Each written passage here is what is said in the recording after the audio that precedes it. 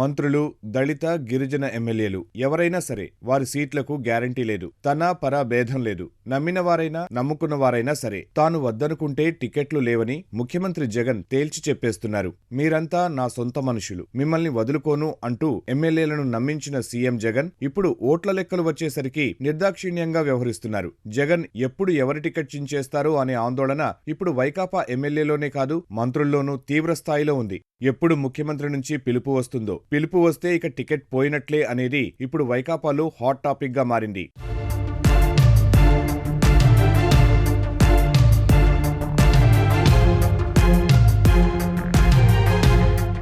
ఇప్పటికే 4 మంత్రులకు స్థానచలనం కల్పించిన ముఖ్యమంత్రి జగన్ మంగళవారం మరో 2 మంత్రులు విశ్వరూప్, గుమ్మనూరు జయరాంతో సమావేశమవడం చర్చనీయాంశమైంది. పినిపే విశ్వరూప్ అమలాపురం నియోజకవర్గానికి ప్రాతినిధ్యం వహిస్తుండగా ఆ స్థానంలో ఆయన కుమారుణ్ణి రంగంలోకి దించుతారని లేదా విశ్వరూప్ నే మరో నియోజకవర్గానికి పంపుతారనే ప్రచారం సాగుతోంది. భేటీలో సీఎం ఆయనకేం చెప్పారనేది తెలియరాలేదు. మరో మంత్రి ఆలూరు ఎమ్మెల్యే గుమ్మనూరు జయరాంకు ఈసారి టికెట్ ఇవ్వరనే ప్రచారం ఉంది. ఈ పరిస్థితుల్లో ఆయన మంగళవారం సీఎంని కలిసి మాట్లాడారు. గుమ్మనూరును కర్నూలు ఎంపీగా పోటీ చేయాలని గతంలో సీఎం సూచించినట్లు వైకాపా వర్గాలు చెబుతున్నాయి. ఆలూరులో జెడ్పీటీసీ సభ్యుడు విరూపాక్షిని నియోజకవర్గంలో తిరగాలని ముఖ్యమంత్రి స్వయంగా చెప్పడం ఈ వాదనకు బలాన్నిస్తోంది. దీంతో మంత్రికి ఆలూరు టికెట్ లేనట్లేనన్న అభిప్రాయం బలపడుతోంది. కర్నూలు ఎంపీ టికెట్ పై మరో నేతకు పార్టీ అధినాయకత్వం భరోసా ఇచ్చిందన్న వార్తల నేపథ్యంలో గుమ్మనూరుకు అక్కడా అవకాశం లేదన్న వాదన వినిపిస్తోంది. తనకు లేదా కుమారుడికి టికెట్ ఇవ్వాలంటూ మంత్రి గతంలోనే జగన్ను కోరినా ఆయన సానుకూలంగా స్పందించలేదు. Razole MLA Rapaka Varaprasad, P Gannavaram MLA Kondeti Chittibabu, Gajuwaka MLA Tippala Nagireddy కూడా మంగళవారం ముఖ్యమంత్రిని కలిశారు. వీరిలో నాగిరెడ్డి స్థానంలో ఇప్పటికే కొత్త సమన్వయకర్తను నియమించారు. చిట్టిబాబుకు కూడా ఈసారి అవకాశం లేదని సీఎం చెప్పినట్లు సమాచారం.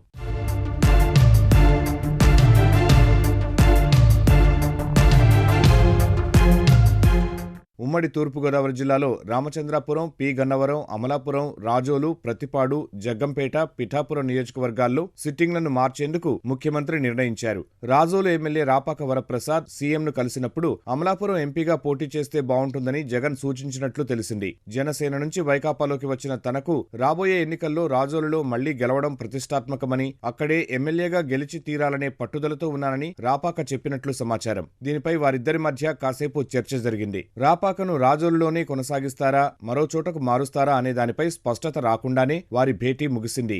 ఉమ్మడి పశ్చిమ గోదావరిలో ఇప్పటి వరకు Chintalapudi MLA Eliza, Polavaram MLA T బాలరాజుకు టికెట్ ఆపినట్లు తెలిసింది. ఎలీజాను మొదట అమలాపురం ఎంపీగా పోటీ చేయాలని సూచించి ఇప్పుడు ఏమీ లేకుండా చేశారని సమాచారం. మంత్రి చెల్లుబోయిన వేణుగోపాలకృష్ణను రాజమహేంద్రవరం గ్రామీణ నియోజకవర్గానికి వెళ్లమని సీఎం చెప్పారంటున్నారు. అయితే ఆయన కాకినాడ జిల్లాలోని సీటు కోరుకుంటున్నారు. ఆయన కోసం ఆ జిల్లాలోని సీఎం సన్నిహిత ఎమ్మెల్యే చక్రం తిప్పుతున్నారు. ఒక ఎమ్మెల్యేనే కాకినాడ ఎంపీగా పంపి ఆ స్థానంలో వేణుకు టికెట్ ఇప్పించేందుకు ఆయన లాబీయింగ్ చేస్తున్నట్లు సమాచారం.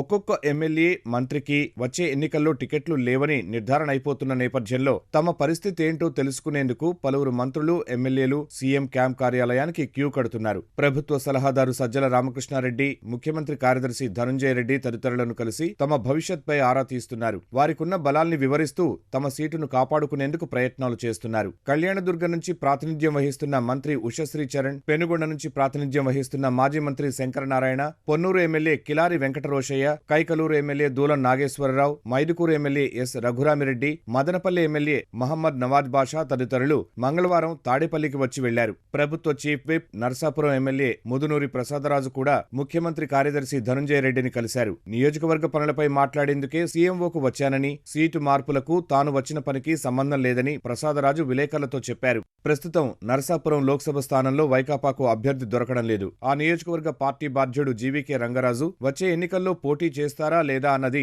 సందిగ్ధంలో ఉంది. గతంలో ఎంపీగా పోటీ చేసిన ప్రసాదరాజు వైపు పార్టీ అధిష్టానం చూస్తోందా అనే చర్చ జరుగుతోంది. దూలం నాగేశ్వరరావు కొల్లేరు ప్రాంతంలో రోడ్ల పనుల గురించి మాట్లాడేందుకు ధనుంజయ రెడ్డిని కలిసినట్లు చెబుతున్నారు.